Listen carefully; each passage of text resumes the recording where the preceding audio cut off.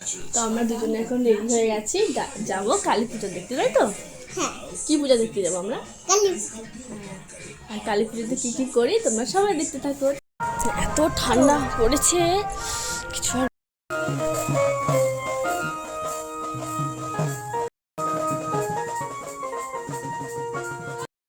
চলে এসেছে, তো মাকে বরণ করে নিচ্ছে।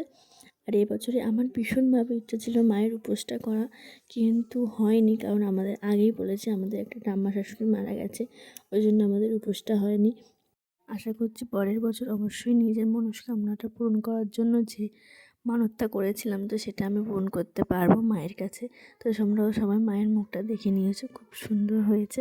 তো চলো আমরা আবার অন্য একটা মায়ের পূজাতে যাব। এটা হলো আমার আমার শ্বশুরমশাইয়ের বন্ধুর বাড়িতে একই দিনেই পূজা হবে। তো দেখো এখানেও মাকে খুব সুন্দর লাগছে। তো মায়ের দর্শন করে আমরা খেতে বসে গেছি। প্রসাদে ছিল খিচুড়ি, বেগুনি, আলুর দম, ফ্রায়েড রাইস, চাটনি, পাঁপড়।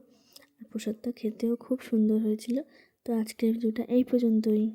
হবেই, টাটা, হবেই, ভালো থেকো।